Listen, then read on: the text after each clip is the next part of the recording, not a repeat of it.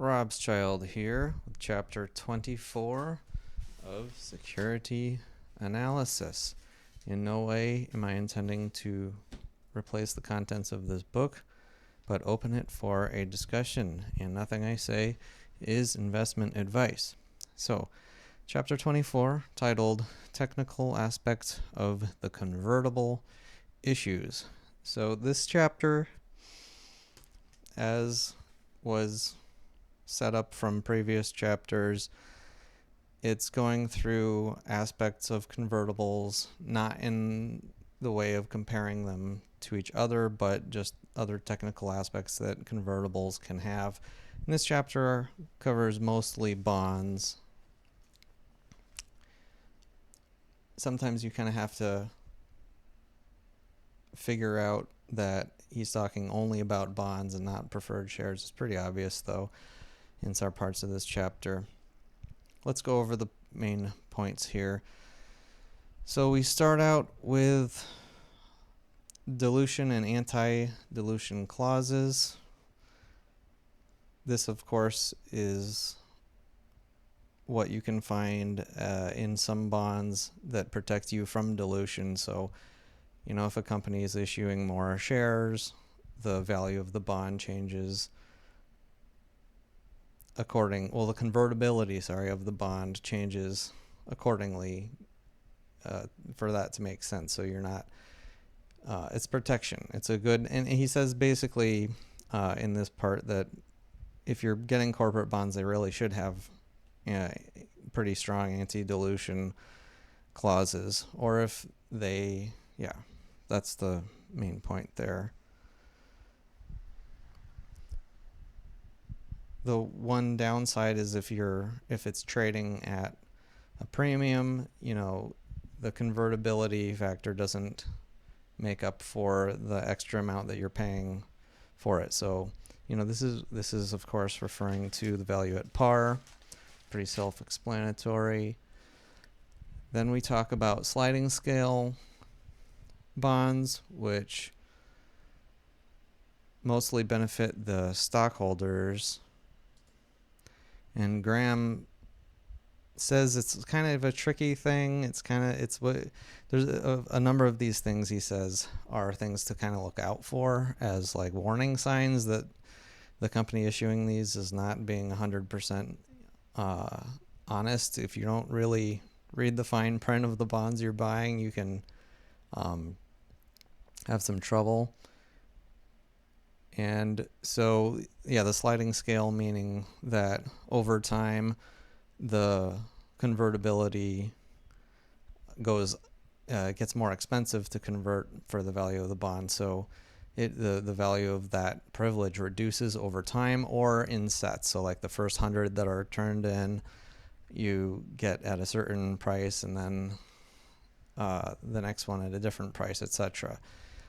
And so in that case, it turns it into kind of a race for the investors to convert them as soon as it gets to that price in most scenarios, unless there's people being very speculative about the company and want to hold on to that increasing stock value to reach either a later part of the series or wait in time to see if the stock price keeps going up. And so it's more of a speculative thing to be purchasing.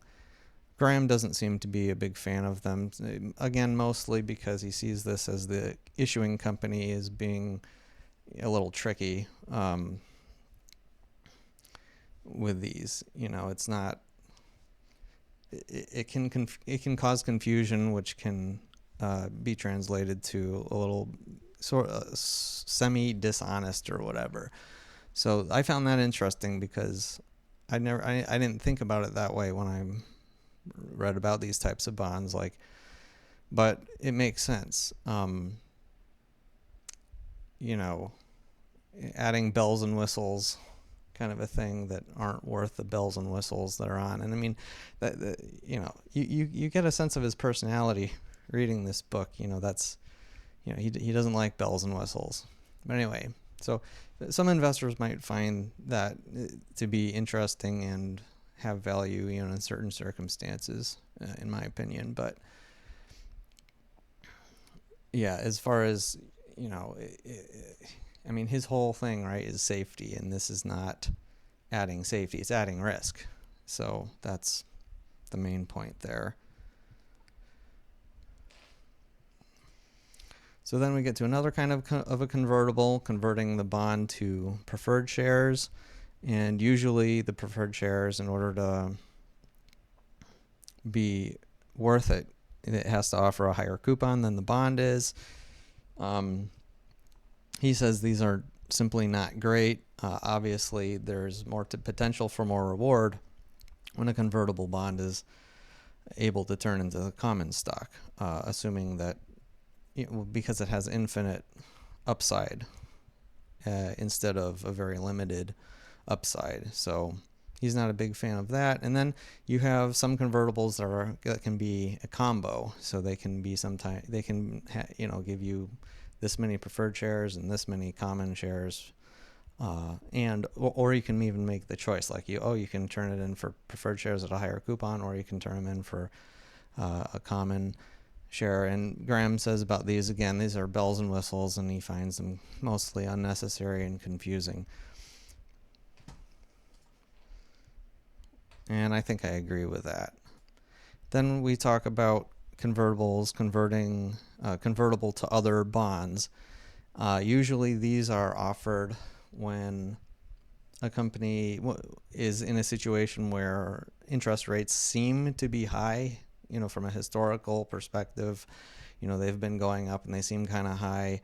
And so they're usually offered, that kind of convertibility is usually offered with a longer, you can convert them into a longer dated bond later on, but at a lower coupon rate. So, and that is obviously going to be more attractive to investors that strongly believe that interest rates are going to be going down. As we've learned, since this book in the 1940s, interest rates, even on the short end of the curve, can go up to 15%, or even a little higher than that. And so, from today's perspective, I think that imagining that interest rates are unusually high or unusually low is a bit of a fool's errand. Trying to predict interest rates. I'm trying to predict interest rates. I think they're going to go back down personally, but Warren Buffett, most good investors say, don't try to do that. Don't try to predict interest rates. And this type of bond does that. And so, I mean, it's the thing. You're betting on interest rates changing as the primary thing. Of course, if the company does really, really well, then the value of the bond can go up just because it's more safe. So then we go into another type, which he refers to financial pyrotechnics that were happening from 1928 to 1929. Convertibles selling from the company, being issued, selling them for above par. So, and so, this was in the period where people were taking on higher and higher risk, getting more and more leveraged. And so that was an interesting one to read about. You can kind of assume, if you think about it, how that would work, and it makes sense if you read about it. So, and then you have, some bonds that are convertible as partly convertible and partly subscription. So you get some for the bond, but you have to pay more money, less than, assumably, you're not going to convert it unless it's worth it. But you have to have cash to add to the bond to get the rest of it, to take advantage of the convertibility aspect of the bond. And so that one's kind of interesting. And then the last one we talk about is delayed conversion, which obviously adds risk, because say the stock goes way up and you can't convert it for another year or two, well, you're stuck. You can't convert it. And so, that aspect of a bond will add risk and take away value. And it can even, normal convertibles will reflect the change of the price of the stock immediately, because you can convert them at any time, just straight convertible bonds. But in this case, because you have to wait longer, the bonds can sell at a pretty good discount during the period before it's able to be converted. So all in all, all these aspects of bonds, the main takeaways from here are knowing what you can expect from corporate bonds, what you should expect, especially considering the dilution clauses,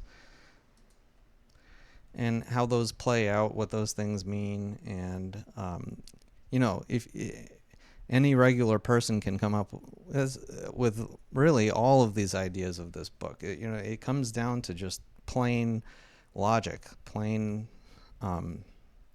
logical sense. I mean, he has a certain style of investing. His main thing is figuring out what's dirt cheap, that's clearly worth more than what it's selling for. I mean, that's his main game, because that's the thing. If something is above that, then it's speculation. It's more risk, and who wants that? When you can have more security on your gains. So anyway, that wraps up chapter 24. Please discuss in the comments below, and don't forget to like and subscribe. Rob's Child.